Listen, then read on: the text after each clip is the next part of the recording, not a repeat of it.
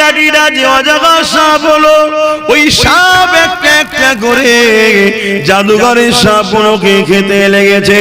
কিন্তু এখানে একটা মজার বিষয় আপনাদেরকে জানিয়ে দিই, জাদুঘররা 70,000 রশি ছেড়েছে, 70,000 সাপ হয়ে গেছে। মুসা আলাইহিস সালাম লাঠি ছেড়েছে, ওই লাঠিটা সাপ হয়ে গেছে। কিন্তু অবাক করা বিষয় হলো, মুসা নবী যখন এই লাঠিটা ছেড়েছে, মুসা নবীর লাঠি যখন সাপ হয়ে গেছে, 70,000 জাদুকর উঠে এসে যাদেরকে ফেরাউন দাওয়াত দিয়েছিল, ফেরাউন যাদেরকে আপ্যায়ন করেছে, খাইয়েছে, ওই ফেরাউনের ভয় ছেড়ে দিয়ে, ফেরাউনের অস্ত্রের ভয় ছেড়ে দিয়ে, ফেরাউনের সৈন্যের ভয় ছেড়ে দিয়ে ওই 70,000 জাদুকর মুসা নবীর হাতে হেঁচে ঈমানের কলেমা পড়ে মুসলমান হয়ে যায়। এ যুবকেরা, তরুণেরা, আমার আব্বা জানেরা, কারণটা কি? এ নওজওয়ানেরা, দুনিয়ার রং তামাশায় তোমরা আল্লাহ ও রাসূলকে ভুলে গেলে, এটা তোমার আমার জন্য ধ্বংসের কারণ হবে। যারা আল্লাহ ও রাসূলকে চিনেছে, পৃথিবীর তাবৎ শক্তি মিটে গেছে, তাদেরকে মিটাতে পারেনি। হযরতে মুসা আলাইহিস সালাম সাথে করে ভাই হারুনকে নিয়ে গেল, 70,000 জাদুকর যার দিকে, সৈন্য সামন্ত যার দিকে, ক্ষমতা পৃথিবীর যার দিকে, সেই ফেরাউনের দরবারে 70,000 জাদুকর মুসা নবীর লাঠি ছাড়ার পরে, ওই সাপ হয়ে যাবার পর সঙ্গে সঙ্গে এসে ঈমানের কলেমা পড়ে মুসলমানটা কেন হয়ে গেল?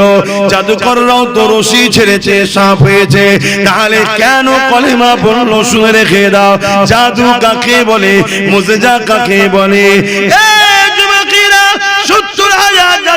দেখতে লেগেছে আমরা যে রশিগুলো ছেড়েছি, এই রশিগুলো সাপ হয়নি, রশি আছে, জনগণ সাপ দেখছে।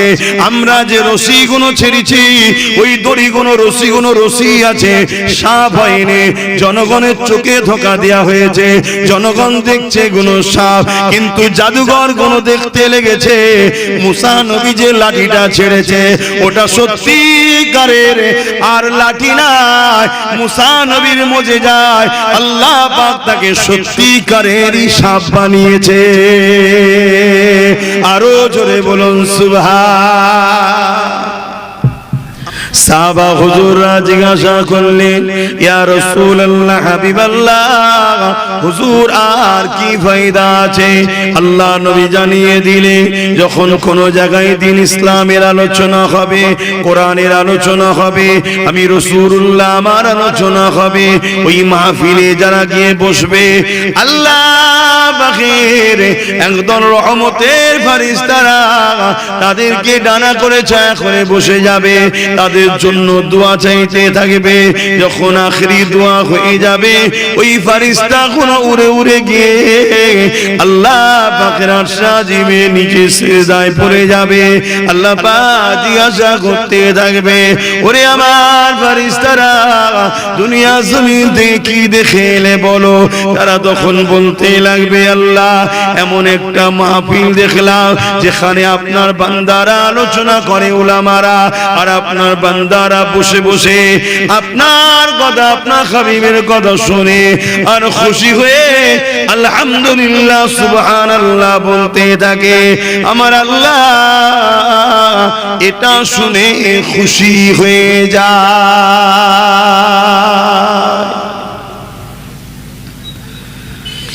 এ নওজওয়ানেরা, আল্লাহ পাক ওই সময় বলেন, ওরে আমার ফেরেশতারে, ওরা কি শুধু আমার আলোচনা শুনে শুনেই চলে গেল নাকি?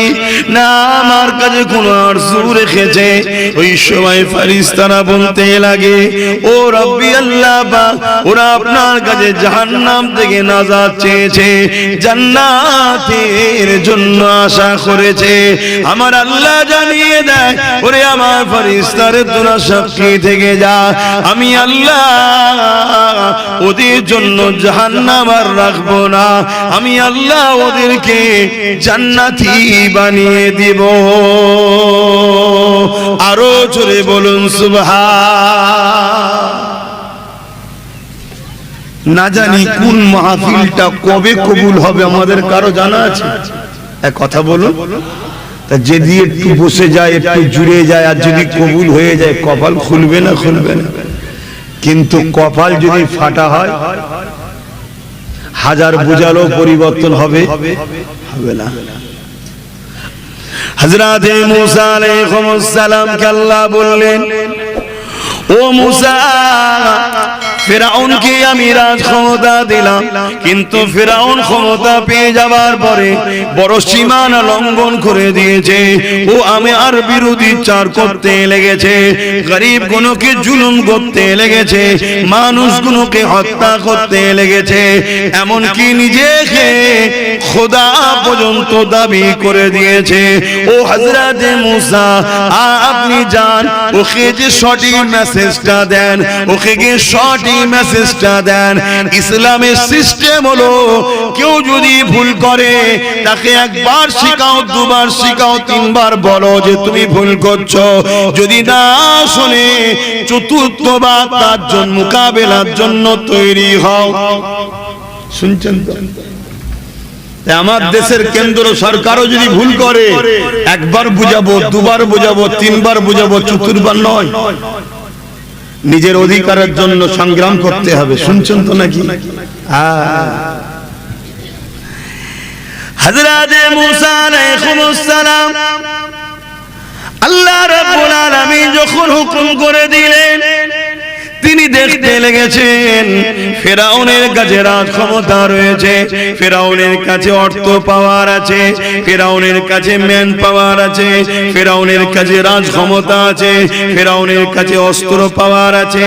আমি মুসা, আমার ভাই হারুন ছাড়া আমার পাশে কেউ নেই। এই জায়গাতে ফিরাউনের মোকাবেলা আমি মুসা কেমন করে যাব? তাই মুসা আলাইহিস সালাম আল্লাহ পাকের কাছে কি দোয়া চেয়েছিলেন শুনেন। ও রব্বি আল্লাহ, আপনি আমার সিনাতে সিনার পাওয়ার দিয়ে ভরিয়ে দেন। এ থেকে কি বুঝলেন?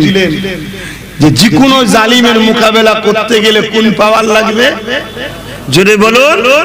অত্যাচারী যত বড় শক্তিশালী হোক, কামিয়াবি হতে গেলে কোন পাওয়ার লাগবে? সিনার পাওয়ার।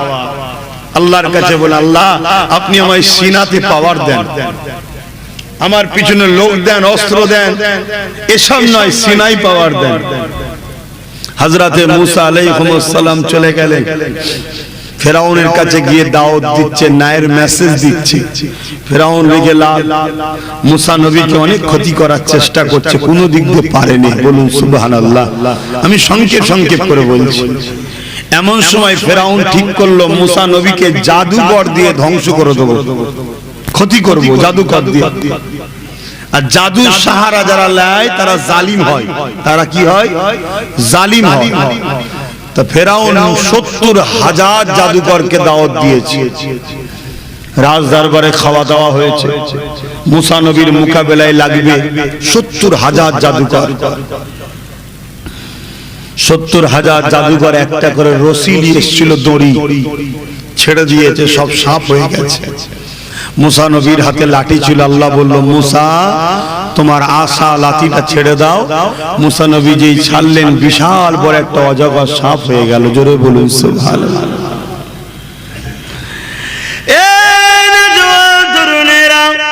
মুসা নবীর হাতের লাঠিটা যে অজগর সাপ হলো, ওই সাপ একটা একটা করে জাদুঘরের সাপগুলোকে খেতে লেগেছে। কিন্তু এখানে একটা মজার বিষয় আপনাদেরকে জানিয়ে দিই, জাদুঘররা ৭০,০০০ রশি ছেড়েছে, ৭০,০০০ সাপ হয়ে গেছে। মুসা আলাইহিস সালাম লাঠি ছেড়েছে, ওই লাঠিটা সাপ হয়ে গেছে। কিন্তু অবাক করা বিষয় হলো, মুসা নবী যখন এই লাঠিটা ছেড়েছে, মুসা নবীর লাঠি যখন সাপ হয়ে গেছে, ৭০,০০০ জাদুকর উঠে এসে যাদেরকে ফিরাউন দাওয়াত দিয়েছিল, ফিরাউন যাদেরকে আপ্যায়ন করেছে, খাইয়েছে, ওই ফিরাউনের ভয় ছেড়ে দিয়ে, ফিরাউনের অস্ত্রের ভয় ছেড়ে দিয়ে, ফিরাউনের সৈন্যের ভয় ছেড়ে দিয়ে ওই ৭০,০০০ জাদুকর মুসা নবীর হাতে হেঁটে ঈমানের কলেমা পড়ে মুসলমান হয়ে যায়। এ যুবকেরা, তরুণেরা, আমার আব্বা জানেরা কারণটা কি? এ নওজওয়ানেরা, দুনিয়ার রং তামাশায় তোমরা আল্লাহ ও রাসূলকে ভুলে গেলে, এটা তোমার আমার জন্য ধ্বংসের কারণ হবে। যারা আল্লাহ ও রাসূলকে চিনেছে, পৃথিবীর তাবৎ শক্তি মিটে গেছে, তাদেরকে মিটাতে পারেনি। হযরতে মুসা আলাইহিস সালাম সাথে করে ভাই হারুনকে নিয়ে গেল ৭০,০০০ জাদুকর জাত দিকে, সৈন্য সামন্ত জাত দিকে, ক্ষমতা পৃথিবীর জাত দিকে, সেই ফেরাউনের দরবারে ৭০,০০০ জাদুকর মুসা নবীর লাঠি ছাড়ার পরে ওই সাপ হয়ে যাবার পর সঙ্গে সঙ্গে এসে ইমানের কলেমা পড়ে মুসলমানটা কেন হয়ে গেল? জাদুকররাও তো রশি ছেড়েছে, সাপ হয়েছে, তাহলে কেন কলেমা পড়লো? শুনে রেখে দাও, জাদু কাকে বলে, মুজিজা কাকে বলে? দেখতে লেগেছে আমরা যে রশিগুলো ছেড়েছি, এই রশিগুলো সাপ হয়নি, রশি আছে, জনগণ সাপ দেখছে। আমরা যে রশিগুলো ছেড়েছি, ওই দড়িগুলো রশিগুলো রশি আছে, সাপ হয়নি, জনগণের চোখে ধোঁকা দেওয়া হয়েছে, জনগণ দেখছে গুলো সাপ, কিন্তু জাদুঘর গুলো দেখতে লেগেছে মুসা নবী যে লাঠিটা ছেড়েছে ওটা সত্যিকারের আর লাঠি নয়, মুসা নবীর মুজিজায় আল্লাহ পাক তাকে সত্যিকারেরই সাপ বানিয়েছে। আরো জোরে বলুন সুবহান। আমাদের যুবকরা বাজারে বসে বসে চমৎকার দেখে, ভিড় করে না? হ্যাঁ, কাগজ এখান দিয়ে খাচ্ছে, অন্য জায়গা দিয়ে বার করছে, দেখাচ্ছে। এগুলো জাদু, চোখে ধোঁকা, মিথ্যা এগুলো। আর তোমার আমার নবী রাসূলুল্লাহ কি করেছে সেগুলো শুনবে না? সেগুলোর বেলায় তোমাদের পাওয়া যায় না, তোমরা বলছো আমরা মুসলমান। আর এরকম ২ নম্বর মুসলমানকে মারার জন্যই তো আল্লাহ কোরআনে হুকুম দিয়েছে, আমি জালিমকে সরকার বানাবো, হুকুমত বানাবো, বসাবো। এখানে উলামারা রয়েছে অনেক, আল্লাহ কোরআনে গাওয়া দিচ্ছে। আমি হাফেজ নাই বলে সবসময় আয়াত আমার স্মরণ থাকে না, আর আমি শুধু ওয়াজ করি না বাপ, হাজার মাথায় বোঝা তুলে নিয়েছি। কথা বুঝে আসছে? হাজার বোঝা মাথায়, সব আর ধরে রাখতে পারছি না। কথা বুঝলেন? আল্লাহ পাক করাচ্ছেন, কার দ্বারা কি করান আল্লাহ ভালো জানেন। দিন তো আমার নয়, দিন তো আল্লাহ ও রাসূলের, কার দ্বারা তিনি খেদমত করে নেবেন তিনি ভালো জানেন। কিন্তু মনে রাখবেন, দিন কখনো মিটাবার কোনো মা এমন সন্তান পয়দা করতে পারেন আর পারবে না। কিন্তু দিন থেকে সরে গেছে যারা, দিন থেকে সরে গেছে যারা, তাদেরকে আল্লাহ মিটাবার জন্য জালিম হুকুমতকে বসিয়েছে যুগে যুগে। শুনছেন? দেখেন না, আমরা ঘরে ধান তুলে নিয়েছি, হাওয়া দেয় না কুলো দিয়ে, এখন কি সিস্টেম বেরিয়েছে জানি না, চিটে গুলো তুলে নিয়ে ফেলে দিয়ে অরিজিনালটা নিয়ে এলাই। আপনি যদি এত চালাক হন যে অরিজিনাল লোবো, চিটে লোবো না, সৃষ্টিকর্তা তিনি বোঝেন না? সব নিতে হবে নাকি? এই আল্লাহ তৈরি করেছে সব জান্নাতের জন্য, তাহলে জাহান্নাম ৮টা তৈরি করলো কেন? বেকার বেকার। এই কথা শুনছেন? তাহলে মুসা নবী আলাইহিস সালামের সময় তো জুলুম হয়েছে, আর যুগে যুগে জাদুকরদের সাহারা জালিমরা নিয়েছে। কিন্তু মুসা নবীর সিনা শক্তির কাছে ফেরাউন জিতেছিল না হেরেছিল? একটু আওয়াজ দিয়ে বলবেন।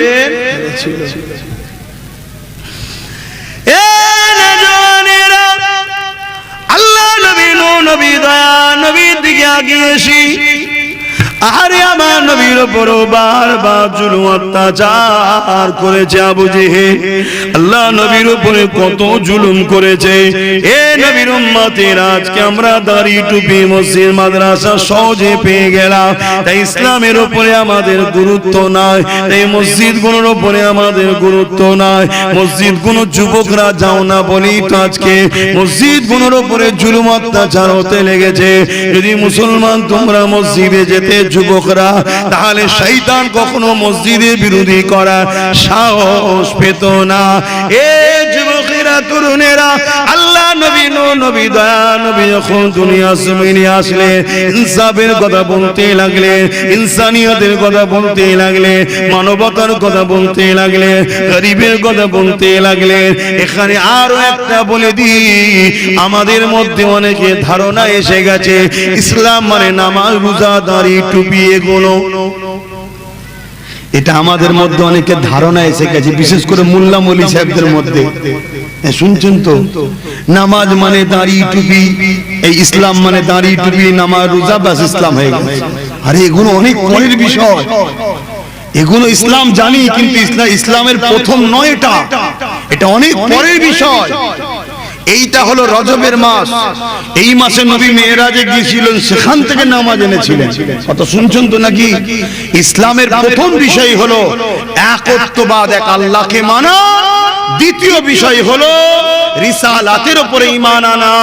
3 নম্বর বিষয় হলো জুলুমকে মিটাও। শুনছেন তো নাকি? জুলুমকে মিটাও, এটা হলো ইসলামের প্রথম কাজ। আর বাকি যেটা আল্লাহ রাসূল, ওটা হলো চাকরি। চাকরি পাওয়ার পর প্রথম কাজ হলো কি? জুলুমকে মিটাও, অন্যায় মিটাও। আমার নবীর দরবারে এক ইহুদি ধর্মগুরু, ইহুদি আলেম এসেছে, এসে আমার নবীকে বলছেন, বলো তো ইসলামের সবথেকে ভালো কাজ কি? আল্লাহ নবী বললেন, খোদার তোকে খানা খাওয়ানো। জোরে বলুন সুবহানাল্লাহ, আরো জোরে বলবেন না? কিন্তু আমাদের ঘরে বলেছিলাম না, দুটো ইসলাম, নকল ইসলাম ভরিয়ে দেওয়া হচ্ছে। বাপেরা, নওজোয়ান তরুণেরা, আমার নবী পাকের উপরে আবু জেহেল অনেক অত্যাচার করতে লাগলো।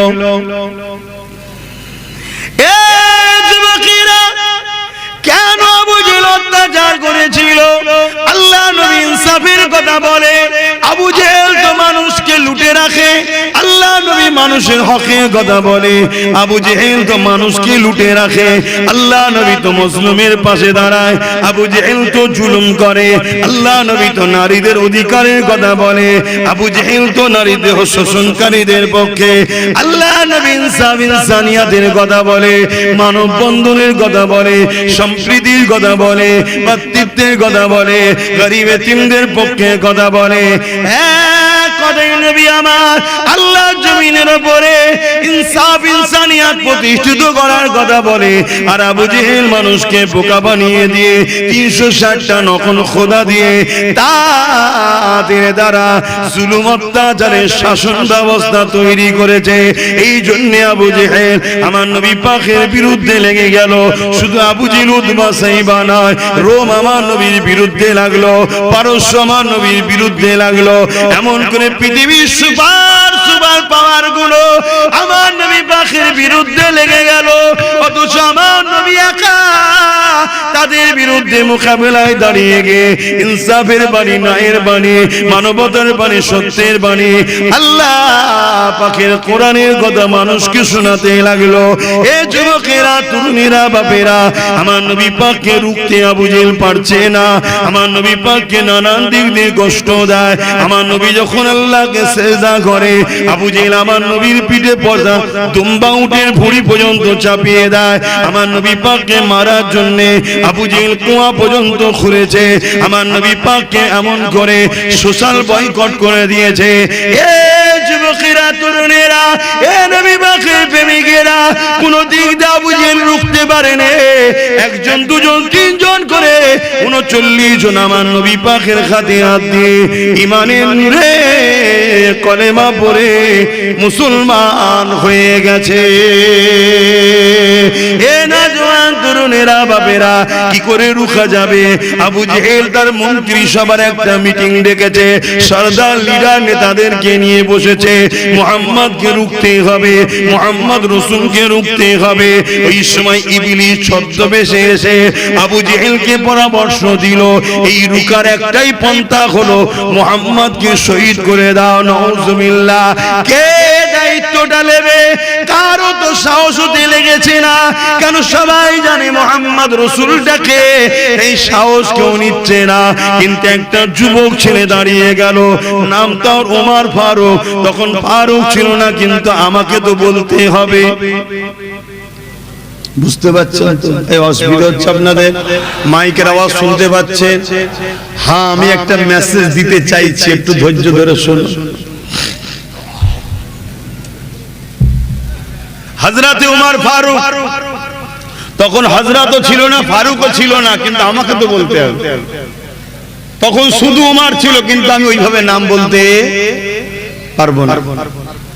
কেন? ওনার জুতোর ধুলো আমার চোখের সুরমা হলো, আমি ধন্য হব। জোরে বলুন সুবহানাল্লাহ। উনি এত শানওয়ালা হয়ে গেছে।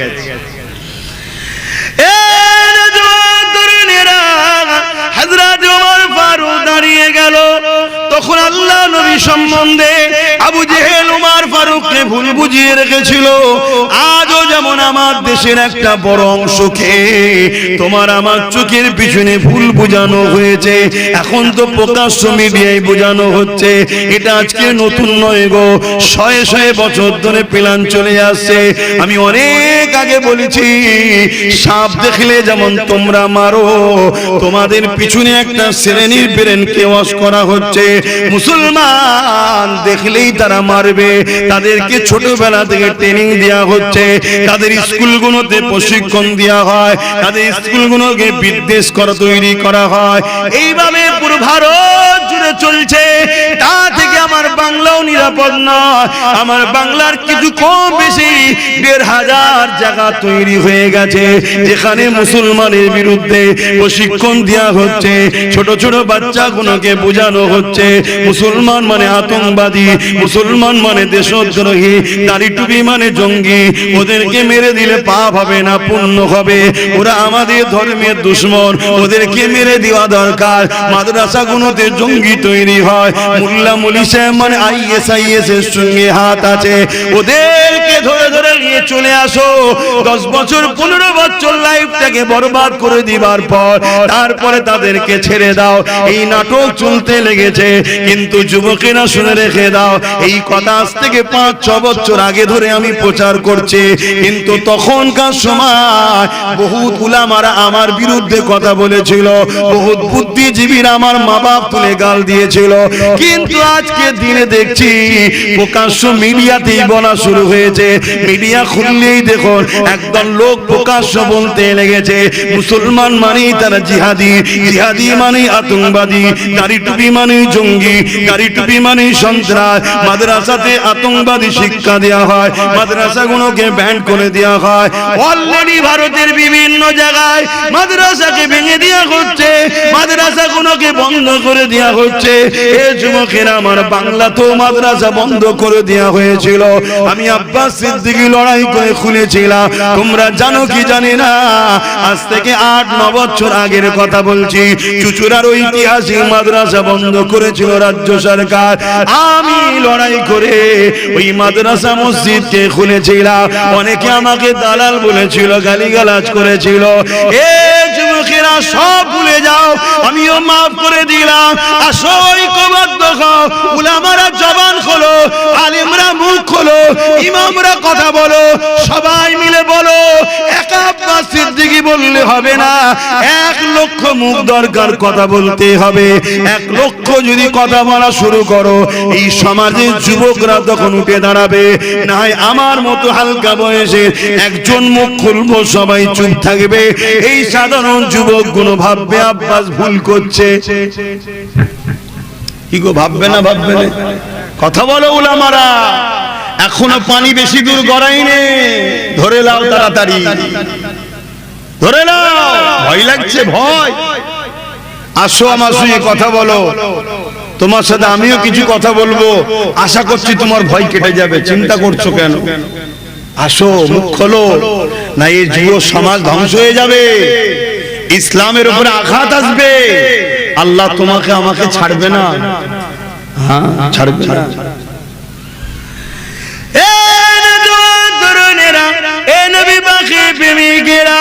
তোমার আমার পিছনে ষড়যন্ত্র চলছে গো, মানুষের প্রেরণ গুলোকে ওয়াশ করা হচ্ছে গো। তাই তারা অবুঝ, তাদের কোনো দোষ দেব না। তাদেরকে ছোটবেলা থেকে প্রশিক্ষণ দিয়ে তৈরি করা হয়েছে। যেমন তুমি আমি তৈরি করেছি, বাবারা পুকুরের কাছে যাবি না বাবা, ডুবে যাবি। বাবারা সুদ খাবি না বাবা, হারাম খাবি না বাবা। বাবারা গরিবের মেরে খাবি না, গরিবকে লুটবি না। বাবারা মানুষকে সম্মান করবি, বড়দের সম্মান করবে। ছোটদেরকে স্নেহ করবে, যেমন তুমি আমি শিখাই, নবী শিখিয়েছে। হিন্দু হোক, দলিত হোক, আদিবাসী, সাঁওতাল হোক, যেই হোক, কেউ বিপদে পড়লে তার পাশে দাঁড়াবি, দেশকে ভালোবাসবে, খবরদার কারো মাল ঝেড়ে খাবি না। এগুলো তুমি এমন যেমন শিখায়। অপর দিকে তোমার আমার পিছনে একটা বিশাল অংশকে শিখানো হচ্ছে মুসলমানকে মেরে দিতে হবে, এদের বাঁচার অধিকার নাই, এরা দেশের দুশ্মন, গাদ্দার, এরা সন্ত্রাসবাদী, জঙ্গিবাদ। ছোটবেলা থেকে তোমার আমার বাচ্চা যেমন সাপের গায়ে হাত দিতে যায় না কেন, কামড়ে লেবে শিখিয়েছি, পুকুরে যায় না কেন, ডুবে যেতে পারে শিখিয়েছি, বড়দেরকে সম্মান করে যেমন শিখিয়েছি, তেমন তোমার আমার দুশ্মনরা তাদের বাচ্চাদেরকে শিখিয়েছে তোমাকে আমাকে মারার জন্য। এই বিভিন্ন জায়গায় মুসলমানকে ধরে বিশেষ একটা স্লোগান দিয়ে পিটিয়ে পিটিয়ে খুন করা হচ্ছে না, হয়নি? কথা বলছে না তো? আমি 4-5 বছর আগে থেকে চিল্লাচ্ছি, 4-5 বছর আগে থেকে চিল্লাচ্ছি, আর এই চিল্লানোর জন্যই তো এখানে আমার জলসা করতে দেয়নি, ওই মাঠে যে করেছিল। কিন্তু আল্লাহ আজকে তাদের সৎ বুদ্ধি দিয়েছে, বলুন আলহামদুলিল্লাহ। ভুল হতেই পারে মানুষের, যাচ্ছে পরিবর্তন হচ্ছে, এটাই বলুন আলহামদুলিল্লাহ, বলুন আলহামদুলিল্লাহ। আর আমি আমার ছেলেদেরকে প্রায় বলি, সবর কর, সবর কর। ধৈর্য এমন একটা জিনিস, ধৈর্যের সাথে পাহাড়ের যদি টক্কর হয়, পাহাড় ভেঙে চুরমার হয়ে যাবে। ধৈর্য কখনো, ধৈর্যশীলরা কখনো ভেঙে যায় না। জোরে বলুন সুবহানাল্লাহ। আসো আমার যুবকরা, ভুল মানুষ মাত্র হতে পারে, অস্বীকার করছি না, কিন্তু তওবা করো, পরিবর্তন হও, ভাবো, বোঝো। ছোটবেলা থেকে এমন মেন্টালিটি তৈরি করা হয়েছে, তোমায় দেখলেই মারবে। তুমি যদি মনে করো আমার মুখে তো দাড়ি নাই, পরো নাই প্যান্ট শার্ট, আমি বেঁচে যাব, না, তোমার বিপদটা আমাদের থেকে একটু বেশি। আবার তোমাকে বেউজ্জুদি করে উলঙ্গ করে চেক করা হবে, করে তারপরে মারবে। শুনছেন না? শুনছেন? খুব সাবধান হও আমার ভাইরা। আর দুনিয়ার মাঠটাই সব থেকে বড় মাঠ নয়, আখিরাতটা হলো আসল জায়গা। ঠিক তেমনি আবু জেহেল মানুষকে ভুল বুঝিয়ে রেখেছিল, ওমর ফারুকও ভুল বুঝেছিল আবু জেহেলের কথায়। তাই ওমর ফারুক বলল, আমি যাব মুহাম্মদ রাসূলের, কিভাবে বলি ভাষাগুলো, কিন্তু আপনাদের তো বুঝতে হবে, শহীদ করতে এক কথাই বলে দিলাম, আমি যাব। কেন বলল কথা? ওমর ফারুককে আমার নবী সম্বন্ধে ভুল বোঝানো হয়েছে।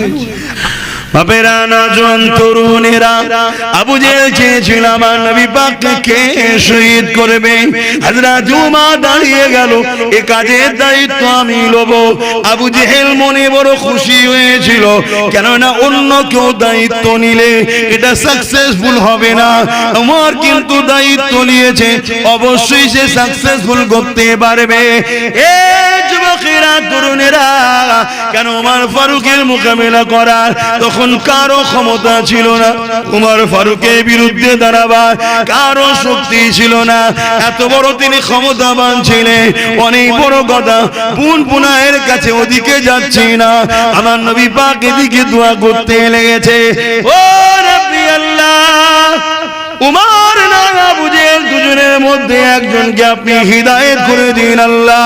আমার নবী পাকের হাতের দোয়া আল্লাহ পাক কবুল করে নিলে আমার আল্লাহ জানিয়ে দিল, আবু জেহেল বড় বিয়াদব, ওর কপালে হবে না। খাত্তাবের বেটা উমরকে আমি কবুল করলাম। আর এদিকে উমর অস্ত্র নিয়ে বেরিয়েছে, অনেক উট ঘোড়া সোনা দানা নেবে বলে আমার নবী পাককে শহীদ করবার জন্য। কিন্তু আমার যখন বেরোই বলেছিল, এ আবু জেহেল 39 জন কলেমা পড়েছে, 40 আর হতে দেব না। ফেরেশতারা আলোচনা করতে লেগেছে, কি হবে কি হবে। উমর তো বলেছে 40 আর হতে দেব না, মুহাম্মদ রাসূলকে শহীদ করে দেব। আমার আল্লাহ আওয়াজ দিয়ে জানিয়ে দিল, হে আমার ফেরেশতারা চিন্তা করো না, আমি আল্লাহ উমর বলছে 40 হতে দেব না, আমি আল্লাহ উমরকেই 40 বানাবো। আরো জোরে বলুন সুবহান। আল্লাহ আছে না নাই? এই আওয়াজ দেবেন নাই, দোয়া করে দেবো। আল্লাহ আছে না নাই? সাথ দিলে অনেক কিছু দিতে পারবো, আর সাথ না দিলে কি মনে হবে বলেন তো? কোন রকম ভাবে ডিউটিটা পালন করতে। 4টে পর্যন্ত যেমন করে কাটা, আর 7 দিলে দিতে ইচ্ছা যাবে, কিছু করার নেই বাপ, এটা মানুষ তো, আমি রক্তে গোস্ত তো তৈরি, শরীর চলে না। শুনছেন তো আল্লাহ আছে না নাই? চিঙ্গিস খানের নাম কে কে শুনেছেন একটু হাত তুলে দেখাবেন। চিঙ্গিস খান নাম শুনেছেন তো? কত বড় জালিম ছিল জানেন? শুনছেন না? কিন্তু চিঙ্গিস খান ছিল রাজা, তার বিরুদ্ধে কথা বলার কেউ ছিল না।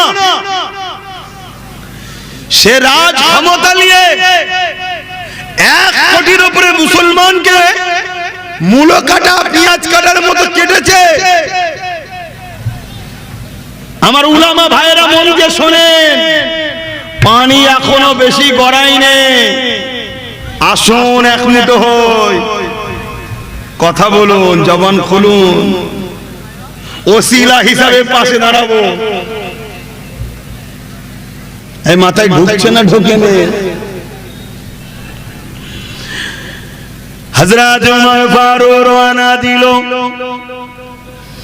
এ যুবকেরা, তরুণেরা, বাবেরা, হযরত ওমর আমার রাসূলুল্লাহ ঘরে হুজরা দরজা করে যখন গিয়া গাটটা দিল, ওই সময় ভেতর দিয়ে আওয়াজ দিল কে? ওই সময় ভেতর থেকে যখন আওয়াজটা দিল কে? ওমর ফারুক বাইরে থেকে বলতে লেগেছে, আমি খাত্তাবের বেটা ওমর। সাহাবা হুজুরা নামটা শুনে বড় পেরেশান হতে লাগলো। এ যুবকেরা, কি হবে, কি হবে, কি হবে? কিন্তু আমার আল্লাহ উমর ফারুককে নবীর কদমের কাছে নিয়ে গিয়ে ঈমানের নূরে কলেমা পড়িয়ে নবীর গোলাম বানিয়ে দিলে। এ যুবকেরা, তরুণীরা, বাপেরা, ইসলামকে যারা মিটাতে চেয়েছে, হয় তাদের মধ্যে থেকে বা তাদের আওলাদের মধ্যে থেকে ঈমানের নূরে কলেমা পড়িয়ে ইসলামের খাদেম আল্লাহ বানিয়ে দিয়েছে। ইউরোপ দুনিয়া চেয়েছিল ইসলামকে মিটিয়ে দেবে, এমন করে ফ্রান্স চেয়েছিল ইসলামকে মিটিয়ে দেবে, আমেরিকা চেয়েছিল ইসলামকে মিটিয়ে দেবে। এ যুবকেরা, তাদের ডাটা বলছি, তাদের সমীক্ষা বলছি, তাদের ঘোষণা বলছি, তারা বলতে লেগেছে ইউরোপ দুনিয়াতে ডেলি হাজার হাজার অমুসলিম ঘরের ছেলে মেয়েরা ঈমানের নূরে কলেমা পড়ে আমার নবীর ইসলাম কবুল করেছে। আরো জোরে বলুন সুবহান। যত আতরকে ঘাটা হবে দেখবেন তত আতরের খুশবু ছড়াবে। ইসলাম এমন একটা খুশবু, এর পিছনে যত লাগবে তত মানুষ ইসলামের দিকে, কথা বলেন, আসবে। এ নিয়ে টেনশন নাই যে ইসলাম শেষ হয়ে যাবে। টেনশন হলো তোমার আমার নিয়ে, তোমার আমার পরের জেনারেশন, নতুন জেনারেশন গুলোকে নিয়ে। এগুলো ইসলাম পাবে তো? কেন তোমার আমার গাফলতির জন্য এরা ধ্বংসনা হয়ে যায়। আর আমার ইমাম আলেম উলামা ভাইদেরকে বলে যায়, চিঙ্গিস খান একদিন কয়েকশো উলামাকে এক জায়গায় জড়ো করেছে। কয়েকশো উলামা, ভালো করে শোনো ভাই, উলামারা ভাইরা। আব্বাস সিদ্দিকী খারাপ লাগে, আব্বাস সিদ্দিকী বড় কড়া কড়া কথা বলে, বুকের ব্যথাই বলি, বুকের ব্যথায়। তোরা বেঈমান কাফেরের উপরে ভরসা করলি, আল্লাহর উপরে ভরসা করলি না, তাই বুকের ব্যথাই বলি। কত শুনছেন না শোনেন না? তো চিঙ্গিস খান কয়েকশো উলামাকে এক জায়গায় করেছে, করার পরে 3টে কাতারে তাদেরকে লাইন দিয়েছে, 3টে কাতারে। তার মধ্যে একজন বুজুর্গ উলামা ছিলেন, একটু বয়স্ক আলেম। চিঙ্গিস খান জাল্লাদকে হুকুম দিল, একটা একটা করে সব গর্দান উড়াও, একটা একটা করে গর্দান উড়িয়ে দাও। চিঙ্গিস খানের কথাই প্রথম সারিতে প্রথম শুরু হলো, একটার পর একটা উলামার গর্দান ধর থেকে কল্লা আলাদা করছে। শুনছো কিভাবে জুলুম করেছে? ওই প্রথম কাতারে বুজুর্গ উলামাটা ছিলেন, আল্লাহু আলাম, কি কারণ জানি না, তিনি দ্বিতীয় কাতারে চলে যায়। চিঙ্গিস খান দৃশ্যটা দেখেছে, কিছু বলেনি। আবার দ্বিতীয় কাতারে হুকুম করলো, উলামাদের গর্দান আলাদা করো। জাল্লাদ একটার পর একটা আলেমের গর্দানকে আলাদা করছে। কিভাবে উলামাদের ঘরে কেটেছে শোনো। আমার দেশে তো ইংরেজ উলামাদের ঘরে কেটেছে না কাটেনি? কথা বলেন। কাল তোমার আমার পালা আসছে বাপ ভাইরা, এখনো যদি সংগঠিত না হও। আমি সংগঠিত হতে বলছি কারো বিরুদ্ধে লড়াই করার জন্য নয়, আমি সংগঠিত হতে বলছি নিজের জান মাল পরিবার বাচ্চাদের ইজ্জত আবরুকে বাঁচাবার জন্য বলছি। কেন ইসলাম জুলুম করাকে হারাম বলেছে, আমি জুলুমের পরামর্শ দিতে পারবো না। ভাইরা আমার, ওই চেঙ্গিস খান দ্বিতীয় লাইনে হুকুম করলো, কতল করতে করতে যাচ্ছে ওই বুজুর্গ উলামাটা 3 নম্বর কাতারে চলে গেল। যখন 3 নম্বর কাতারে চলে গেছে, চেঙ্গিস খান আগিয়ে এসে ঘোড়ার পিঠে আছে, আগিয়ে এসে বলছে, মাওলানা তুমি এবার কোথায় যাবে? প্রথম কাতার থেকে দ্বিতীয় কাতার, দ্বিতীয় কাতার থেকে তৃতীয় কাতার, এবারে কোথায় যাবে? চতুর্থ কাতার তো নাই। এরকম একটা অবস্থায় বলুন তো আপনার আমার জবান থেকে কি বেরোবে? কিচ্ছু দিতে হবে না, 2 মুঠো ভাত দেবে, তোমার হয়ে দালালি করবে, এছাড়া আজকের দিনে আর কি বলবে? এই কথা আমার ভুল লেগে গেল নাকি? ওই বুজুর্গ উলামা একটাই কথা বলেছিল, এই চেঙ্গিস খান আল্লাহ আছে, জোরে বলুন সুবহানাল্লাহ। আরো জোরে বললেন না? আরো জবান খুলে নারে তাকবীর, নারে তাকবীর, নারে দ্বীন ইসলাম, দ্বীন ইসলাম, কুরআন ও সুন্নাহ, কুরআন ও সুন্নাহ, নারে দিবে। বলল আল্লাহ। চেঙ্গিস খান রেগে লাল হয়ে গেছে। সেই রকম সময় কেউ বলছে আল্লাহ আছে। যেই বলেছে চেঙ্গিস খান রেগে গিয়ে বলছে, এ ওর গর্দান টানে ওরা। আর যেই চেঙ্গিস খান বলেছে, আল্লাহর কুদরত দেখো, আল্লাহর পাওয়ার দেখো, আল্লাহর ক্ষমতা দেখো, চেঙ্গিস খানের ঘোড়া লাফাতে শুরু করেছে।